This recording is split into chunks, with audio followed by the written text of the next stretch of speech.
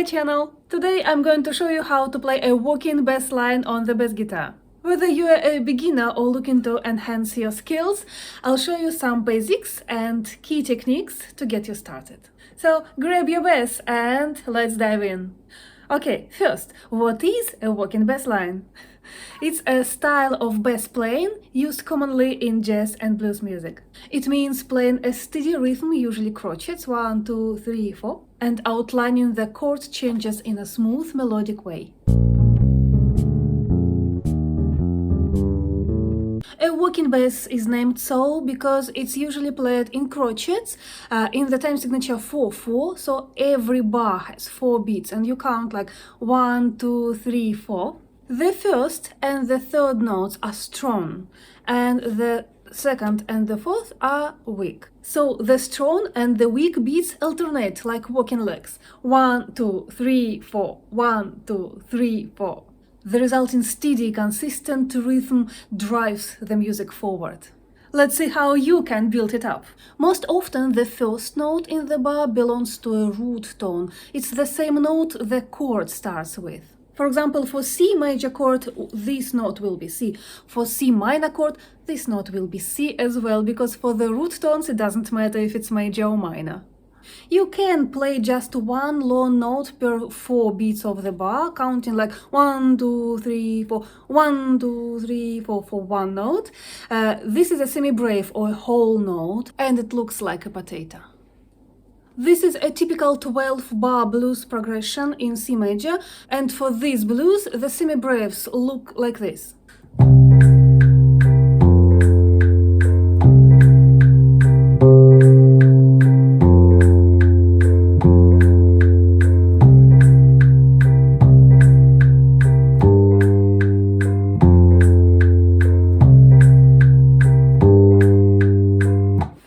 Semi-breves are not the walking bass and they're not so fun to play. Now we'll split every semi-breve into minims or half notes. So if the semi-breve has 4 beats inside, every minim or half note has 2 beats inside. So we count like 1, 2, 3, 4, 1, 2, 3, 4. When you're playing the walking bass line, you can start playing it with minims and later develop to crotchets.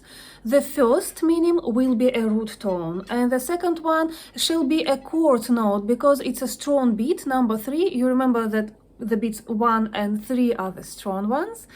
So this is a chord note as well. It can be another root tone, or it can be a third or fifth, or sometimes a 7th.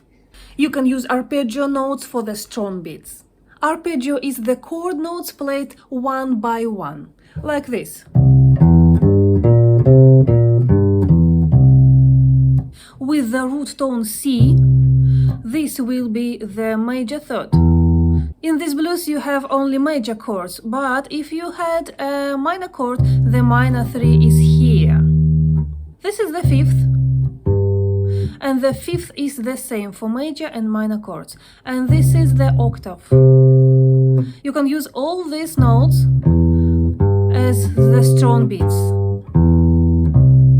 Sometimes you even can use 7th for the strong beat as well, and it sounds like this. For a major chord, this note can be a major third, or for a minor chord, this can be a minor third. If you are using the 5th notes for this, it will be the same for major and minor chords. Now you can be more creative because you have more options of what to choose for the second minim. The blues now sounds like this.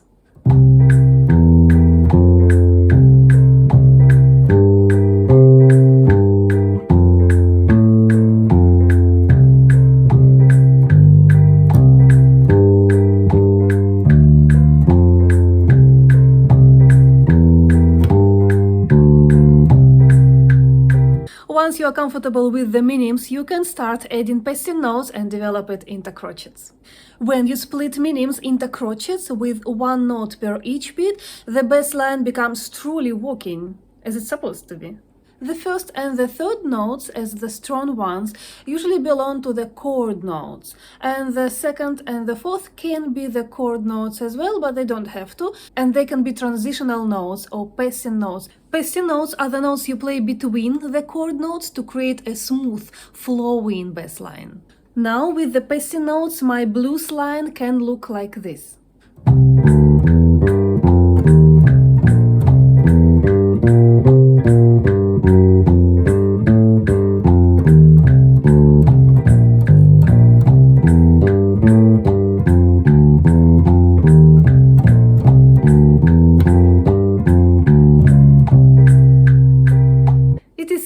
To find the chord notes and the passing notes if you know how to play the scales and the arpeggios. The scales are the series of notes played in order, one by one. Actually, for the blues, people usually use the low 7 and the scale looks a little bit different. 7 is here. The passing notes can be from the scale you are playing in. For example, in my bass line for C major blues in Crotchets, in the first bar I have C as a root tone, and the third note will be E, which is a chord note, and between them I have D. This is a note from the scale. It also can be found here. So D is a passing note here. And also the passing notes can be chromatic. For the chromatic passing notes, you can go, for example, from G down to F, and you can include it into your bass line like C and F.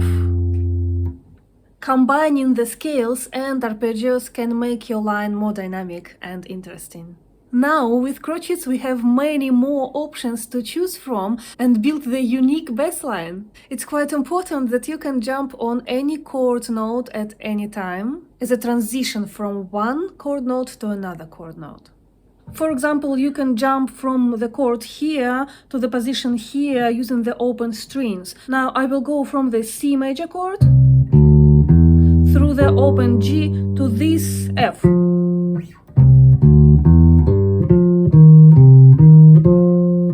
But usually people avoid jumping on the passing notes, and the passing notes can be taken only between the strong beats. Sometimes you can split some crotchets or quarter notes into quavers or eighth notes.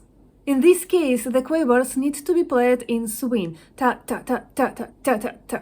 You can also split a crotchet into the triplets when you have 3 notes per one beat, and it sounds like ta ta ta ta ta ta ta ta ta ta ta.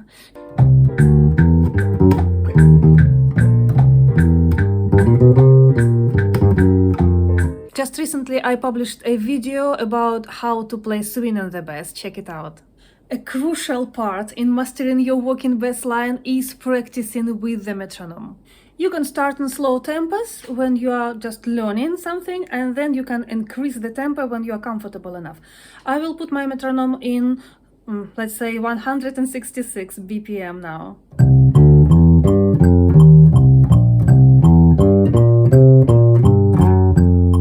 The metronome will help you to maintain the steady rhythm and improve the timing.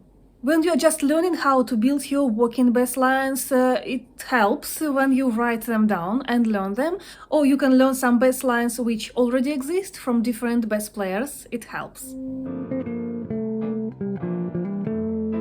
Later you won't need to write them down, and you will be comfortable to improvise your working bass line just looking at the chords in front of you. It's interesting that when you're playing on the bass guitar, it's usually better to play very precisely the beats with the metronome or with the drummer. But if you play on the double bass, people usually recommend you to plug the strings a little bit ahead of the beat, like speeding up a little bit, because the strings on the double bass are very long and they need a little bit more time to start vibrating and the body to start resonating. Finally, don't be afraid to experiment and to have fun with your working bass lines. You even can come up with the nice riffs from this, and you can use them in blues music or even in rock music or other genres. Recently I posted a video of a punk rock music with the bass line obviously based on that kind of bluesy experiments. Try different rhythms, choose different notes and techniques, and see what works better for you. The more you practice and experiment, the better you'll become. These are the basics of playing a walking bass line on the bass. You can practice and have fun. If you found this tutorial helpful, don't forget to like and subscribe and hit a notification bell so that you never miss the next one. Thanks for watching and happy bass playing!